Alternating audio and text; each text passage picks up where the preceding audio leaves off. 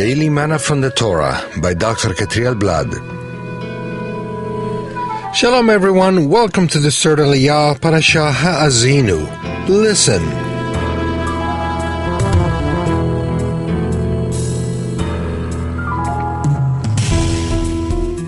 This aliyah can be found in Deuteronomy chapter 32, verses 13 through 18. Today we'll be covering verse 13.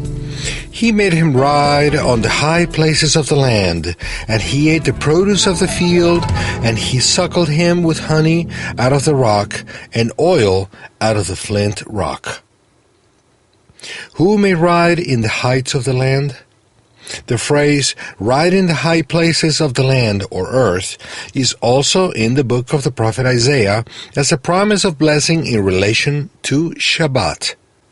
In Isaiah 58, verses 13 and 14, it's written, "If you keep your feet from breaking the Sabbath, and from doing as you please on my holy day, if you call the Sabbath a delight, and the Lord's holy day honorable, and if you honor it by not going your way, and not doing as you please or speaking idle words, then you will find your joy in the Lord, and I will cause you to ride on the heights of the land, and to feast on the inheritance of your father Jacob.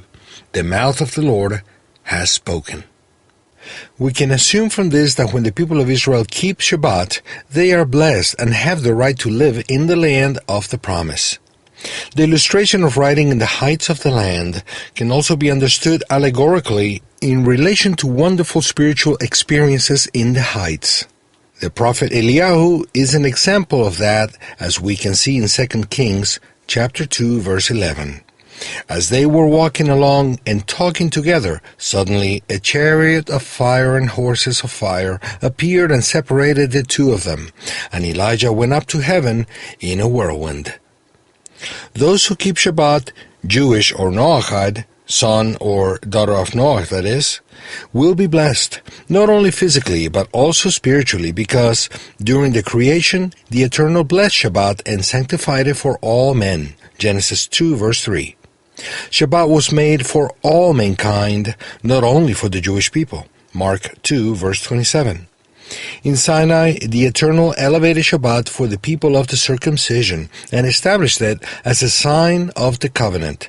Exodus 31, verses 13 through 17.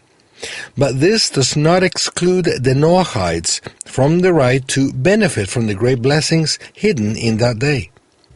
In Isaiah 56, verses 6 and 7, it's written, "And foreigners who bind themselves to the Lord to serve him, to love the name of the Lord and to worship him, all who keep the Sabbath without desecrating it, and who hold fast to my covenant, these I will bring to my holy mountain and give them joy in my house of prayer.